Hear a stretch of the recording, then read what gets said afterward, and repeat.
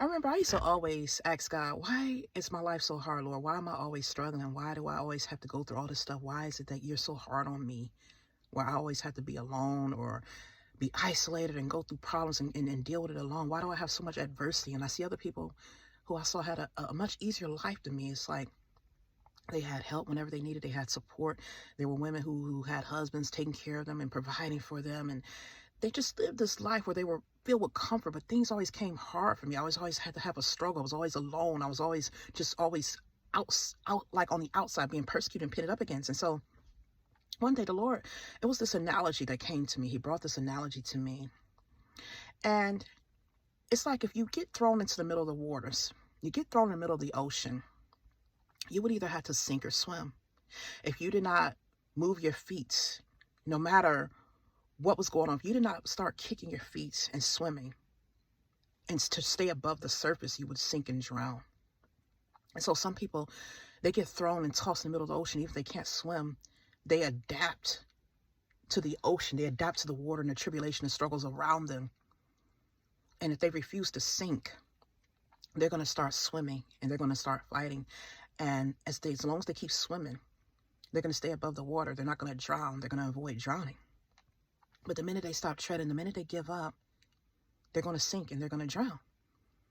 And so some of us, we're thrown in the middle of the ocean. We're thrown in the middle of the ocean and we're forced to either sink or swim. Others, they might be carried in the boat.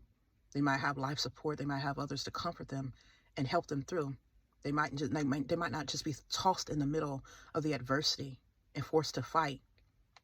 And so if you think about it, the Lord was showing me that those of us who are chosen to save others, to help others, we're required to be stronger than those we're here to help.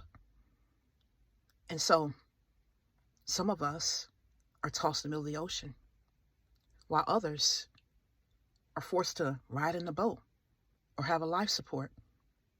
They're trained and they're taught how to swim. They're not just tossed in the middle of the ocean and forced to either sink or drown or sink or swim. And the Lord was showing me that those of us who were thrown in the middle of the ocean, He knew that we would continue to swim. We wouldn't give up and we would not let ourselves sink. He chose us because there was something He put inside of us that gave us the ability to fight instead of giving up and just allowing ourselves to sink and drown.